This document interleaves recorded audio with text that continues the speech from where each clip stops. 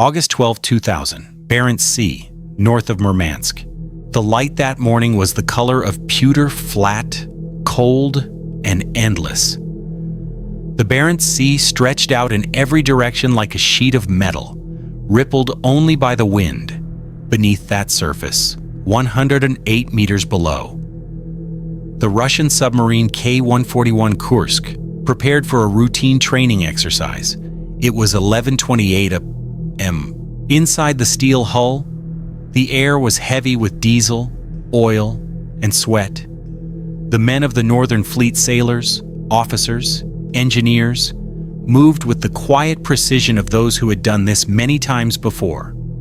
Captain Lieutenant Dmitry Kolesnikov checked the status board one last time. The exercise was to simulate a torpedo attack, a standard drill.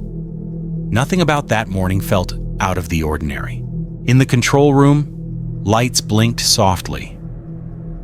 Someone hummed a tune under his breath, an old naval song, something about coming home. The Kursk was one of the pride vessels of the Russian Navy, 154 meters long, double-hulled, nuclear-powered, designed to survive direct torpedo hits. Its nickname among the crew was the Unsinkable. At 11:29, the first explosion shook the boat. It wasn't large, more like a metallic cough echoing through the hull. The crew froze. In the torpedo compartment, a chain reaction had already begun, one unstable practice torpedo leaking high-test peroxide oxidizer. Within seconds, the chemical ignited. The first explosion measured only 1.5 on the Richter scale. The men thought it might be a minor malfunction. Then came the second blast. At 11:31, an eruption equal to 2 tons of TNT tore through the forward section. Compartments 1 through 4 were obliterated. 23 men in the aft section survived the initial shockwave. The others, more than 90 sailors, died instantly. The sea swallowed the Kursk in less than 2 minutes. On the surface, nearby ships felt the tremor. The Pyotr Veliky, flagship of the Northern Fleet, detected the seismic signature but dismissed it as part of the drill. Hours passed. The Kursk did not respond to radio calls. In the operations room on shore, no alarm was raised. Beneath the Arctic waves, the survivors gathered in compartment 9, the aftmost section of the submarine. The emergency lighting cast everything in a weak red glow.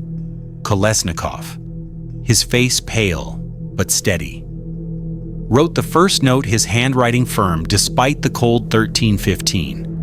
All personnel from Section 6, 7, and 8 have moved to the 9th compartment, 23 people in total. We are cut off by fire. Pressure increasing, the air was thick with smoke and the acrid tang of burnt metal. Each breath scraped the throat raw.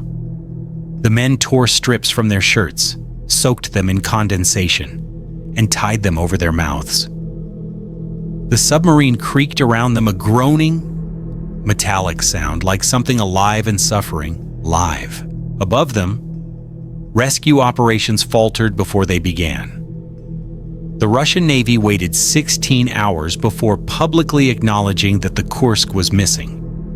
When they finally deployed search vessels, they found only a patch of oil and debris drifting on the sea. Foreign navies offered help: Britain, Norway, even the United States. Moscow refused. The official line: the situation is under control. Inside the trapped compartment, oxygen levels dropped. The men tried to conserve light, turning flashlights off except when necessary. In the dark, they could hear the faint tapping of hull plates contracting under pressure. Some prayed quietly, others stared into the dark, counting seconds in their heads. At 15:00, Kolesnikov wrote again, "Everyone is in the 9th compartment. We estimate we can survive for 8 to 9 hours. No contact with surface." The note would later be found folded inside his uniform sleeve. Night fell on the Barents without stars. Families gathered in Murmansk and Vidyayevo, waiting for news that would never come. The official reports were contradictory: communication lost, crew safe, Routine malfunction. The wives, mothers, and children stood outside the naval headquarters in the cold, shouting for answers. Guards stood motionless at the gate. Down below, the men began to suffocate. The last of the emergency batteries died around midnight. The only light came from a few dim glow sticks, green halos in the black. Condensation dripped from the ceiling like rain. One sailor whispered, "If they're coming, they should have been here by now." No one answered. August 13th, 2000. 2:47 a.m. Barents Sea, 108 meters below. The darkness was absolute now. The air, heavy with carbon dioxide, stung the lungs like acid. Each breath felt shallower than the last. Somewhere in the compartment, water hissed quietly through a damaged valve. A steady whisper reminding them that the ocean was waiting, patient, immense, and merciless. Captain Lieutenant Kolesnikov moved by touch. His hands brushed over cold metal, slick with condensation. He could no longer see the faces of his men, only the faint outlines of bodies huddled together.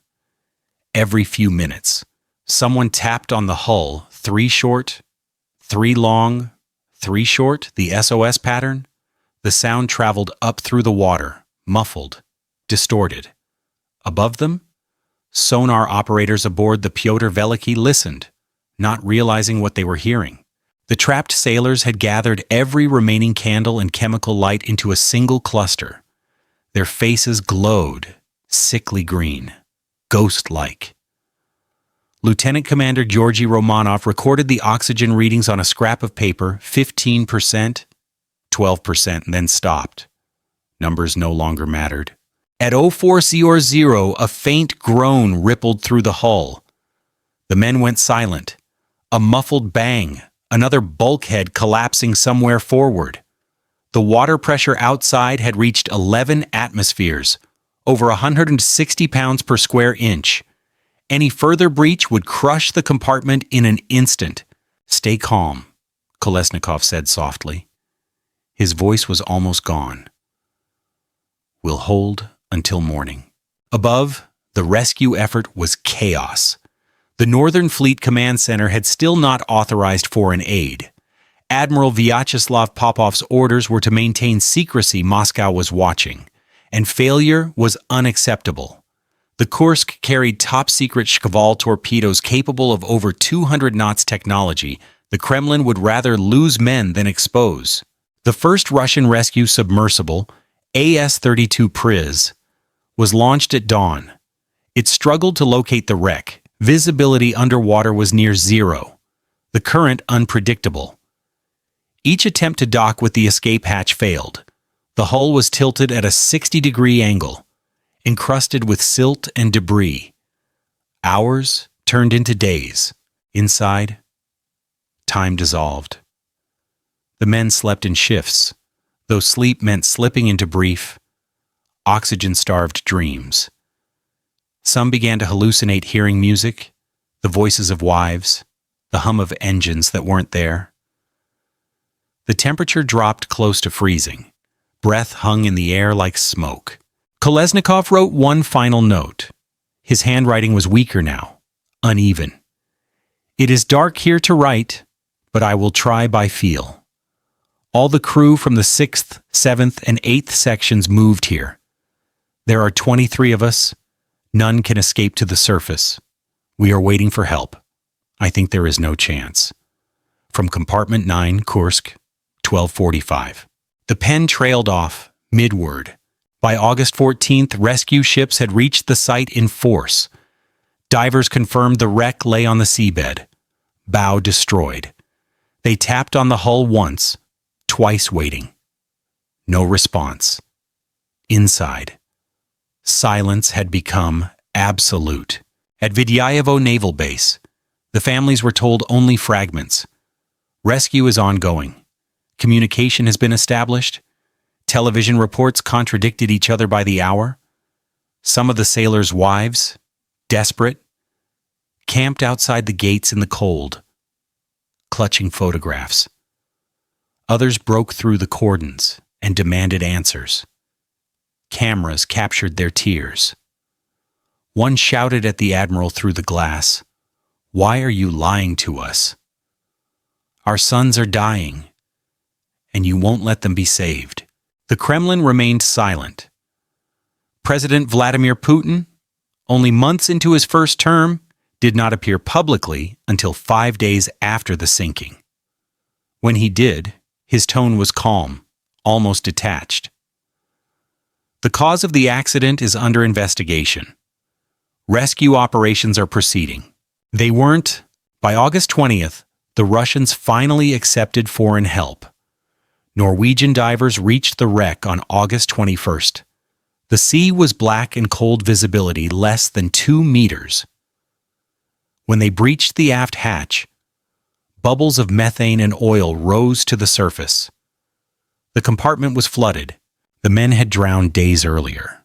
When they found Kolesnikov's note, the paper was sealed in a plastic sleeve, folded carefully inside his uniform. The ink had bled, but the words were still legible, a record of life clinging to reason in the face of suffocation. The Kursk was raised the following year. What remained of the men was placed in zinc coffins and buried with honors in Severomorsk. The official investigation concluded that a torpedo malfunction caused the explosion. Unofficially, sailors whispered another truth, that Moscow's silence had killed more men than the sea ever could. In the families' apartments, televisions played the same footage, solemn music, folded flags, politicians speaking of duty and sacrifice. But the mothers and widows no longer watched. They already knew what the ocean had taken. August 21, 2000, Barents Sea. The divers surfaced at 03:17 am, their faces white with shock.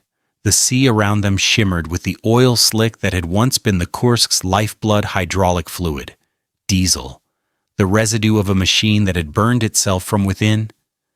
As dawn broke, the Arctic sky blushed pale pink, indifferent to what it revealed. Negative life signs, the lead diver reported over radio. His voice was flat. No one on the rescue vessel answered for several seconds. When the transmission reached Moscow, it was received in silence. The last chance had passed days before. Now there was only recovery and denial. Inside the press center of the Northern Fleet headquarters, journalists gathered behind cordons, desperate for information. The official statement read, "The crew of the Kursk perished heroically in the line of duty. The cause is being investigated. The government expresses its condolences."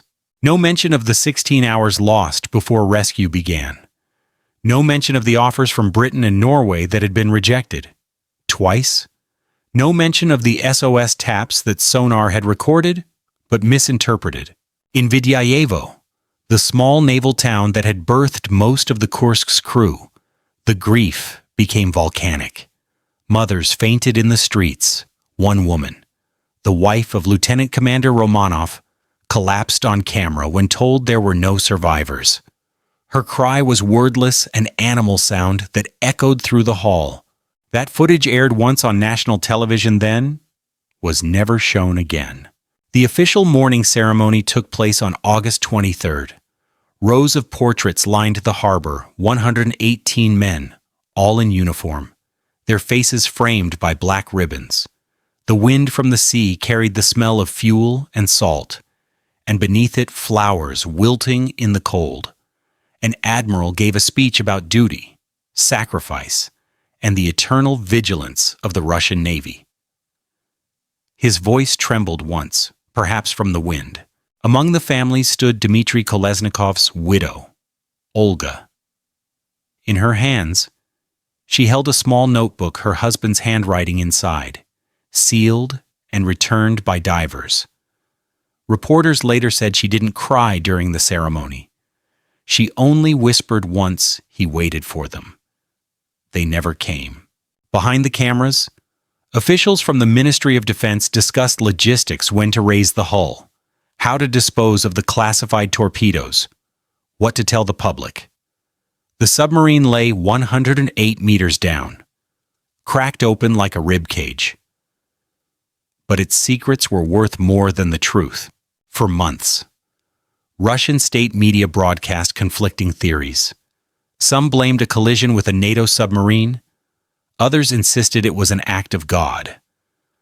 The truth, a defective torpedo leaking high-test peroxide, was too mundane, too humiliating to accept. In Murmansk, divers and engineers prepared for the recovery operation. The Dutch company Mamoe was contracted to raise the 18,000-ton vessel, a task no one had ever attempted at that depth. The operation began in July 2001. By October, the Kursk breached the surface. Rust, salt, and the scent of death clung to her. Her hull, once painted deep black, was now a patchwork of orange corrosion. Only the bow, the site of the explosions, was severed and left behind. The Russians feared it still contained live warheads. When the coffins were brought ashore, the port fell silent. 118 zinc caskets lined the dock, identical, sealed, unyielding. Inside, what was left of the men was little more than fragments, bone, cloth, the metal tags of their names. Military bands played hymns. Families knelt beside the boxes, whispering apologies that would never be heard. Somewhere, in one of the recovered compartments, they found scratches on the metal, faint, rhythmic lines etched into the wall. They weren't random. The naval investigators counted them 23 sets of marks, unevenly spaced, each a record of time of hours. Maybe minutes carved in the dark by hands desperate to be remembered. Those marks never appeared in official reports. When asked later why the government had delayed foreign aid, a senior naval officer replied coldly, "The Kursk is our submarine. It is our problem." The phrase echoed across Russia, becoming a symbol of the state's indifference, a wound deeper than the sea. In the months that followed, conspiracy theories multiplied. Some claimed a secret missile test gone wrong. Others whispered that the Navy had used the tragedy to cover up systemic decay. What everyone agreed upon was this: the Kursk disaster had exposed more than a torpedo malfunction. It had revealed the machinery of silence that defined an empire in transition. As winter approached, the Barents froze again. The sea, indifferent and vast, closed over the place where the Kursk had lain. No marker was placed. No buoy, no beacon, only coordinates on a naval chart, sealed in a vault. And the quiet understanding among sailors who still patrolled those waters that somewhere below, the ocean had kept what it was owed. For those who listened closely, they said you could still hear it faint tapping from beneath the waves. Not ghosts, just memory. Trapped in steel. Autumn 2001, Severomorsk Naval Cemetery. The day of the final burial was gray, windless. A light snow drifted through the air like falling ash. The coffins stood in long, perfect rows, 118 identical zinc boxes, each covered with the naval ensign of the Russian Federation. There were no flowers left to place. They had frozen overnight. Their petals turned brittle like glass. Officials spoke first, words like heroism, sacrifice, duty. Every sentence was measured, every pause deliberate, as if grief could be contained within grammar. Cameras rolled. Military bands played Farewell of Slavyanka. Behind them, families shivered in the cold, not from weather, but from the exhaustion of waiting a year for the sea to give their sons back. When the speeches ended, the cameras left. Only the families remained. Some opened their letters again, the last words written by the men before the darkness. Others stared at the ground, at the snow melting around the graves, unsure if they were supposed to cry anymore. In Moscow, state television ran montages, slow pans of the ocean, the Russian flag, the president placing flowers at a monument. The narration was calm, clinical. The tragedy of the Kursk demonstrated the courage of our Navy and the resilience of our nation. But in Vidyayevo, the widows gathered in silence. They had been promised pensions, housing, compensation. Most of it never came. One woman, Natalia Shiryaeva, whose husband served as a torpedo mechanic, later said in an interview they buried them as heroes, but treated us like statistics. Every time we asked questions, they told us to stop bringing shame to the fleet. In the years that followed, the Kursk disaster became less a tragedy than a lesson in how a country forgets. The Navy rebuilt. The admirals were promoted. New submarines were commissioned, christened with champagne and televised pride. The wreckage of the Kursk, the severed bow still resting on the seabed, was quietly detonated in 2002 to conceal what remained. Divers who participated in the recovery later described the smell inside the compartments: metallic, heavy, unforgettable. It was like walking into a place where time had drowned. One of them said, "You could feel that they'd waited." Captain Lieutenant Dmitry Kolesnikov's note, displayed briefly in a naval museum in Murmansk, was later removed. Too painful. Officials said, too controversial. Only a copy remains now, laminated behind glass. The ink still faded by salt water. For the men who survived, officers assigned to other submarines, sailors who'd once trained with the Kursk crew, the silence persisted. They still refused to speak publicly. When asked, they said only, "We don't talk about that." It became a national reflex, forgetting as a form of endurance. In 2003, a journalist from Novaya Gazeta tracked down the mother of one of the youngest crewmen, Seaman Pavel Baev, who was 20 when he died. She still lived in the same apartment block near Vidyayevo. On her wall hung his uniform, pressed and spotless. "I dream of him every night," she told the reporter. "He always looks the same standing at the bottom of the sea, waiting for someone to open the hatch." The tragedy of the Kursk was not only that a submarine sank, but that its men were trapped in the liminal space between death and denial, between their final breath and the state's official story. The ocean did not kill them quickly. Bureaucracy did. Pride did. The obsession with secrecy that had survived the collapse of the Soviet Union lived on in the steel and silence of that submarine. Even now, on the sonar maps of the Barents, the coordinates remain 69°40, 37°35'E.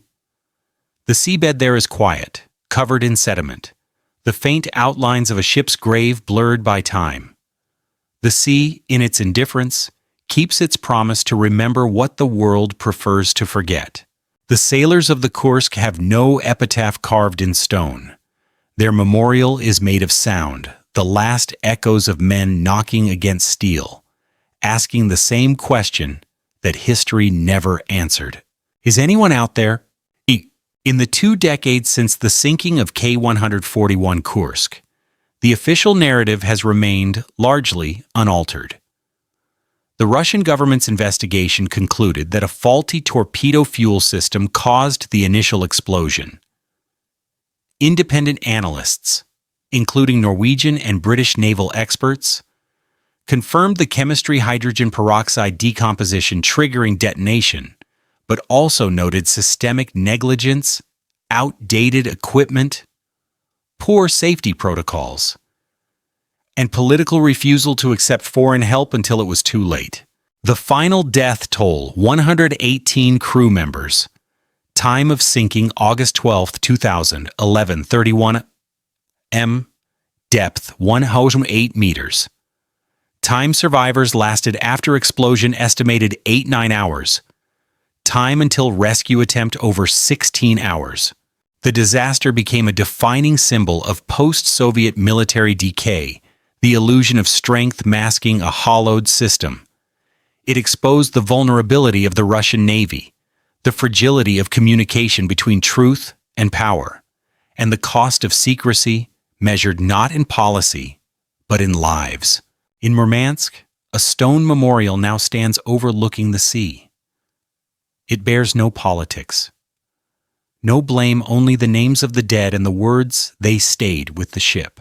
But beyond the monument, in the cold silence of the Barents, the story of the Kursk still hums through the water, a quiet reminder that empires can drown, not from weakness, but from their refusal to listen when their men knock from below.